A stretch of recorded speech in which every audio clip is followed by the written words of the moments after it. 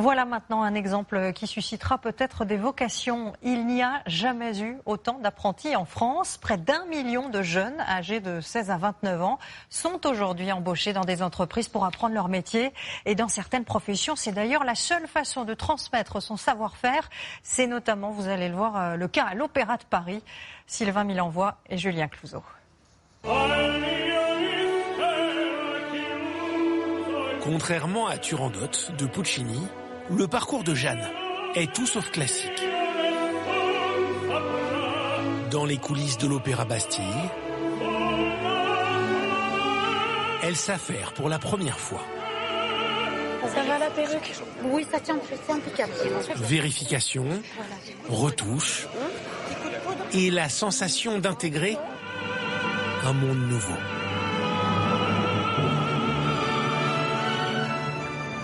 Car Jeanne a étudié les beaux-arts, obtenu des diplômes de coiffure et même travaillé plusieurs années.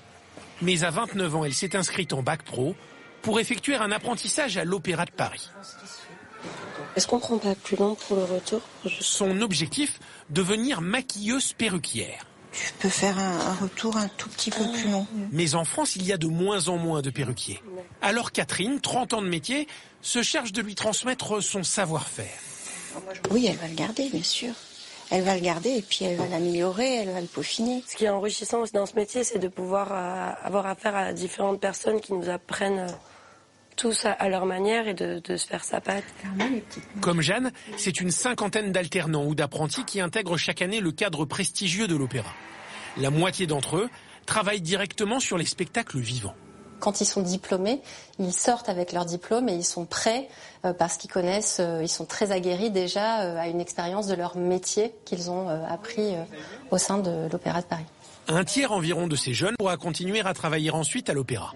Pour cela, il faut aussi faire ses preuves quand la pression monte. On a quelquefois que 20 minutes par personne, donc on est obligé d'être rapide et efficace. D'ailleurs, dans cette production de Turandot, la lumière de la mise en scène oblige Jeanne...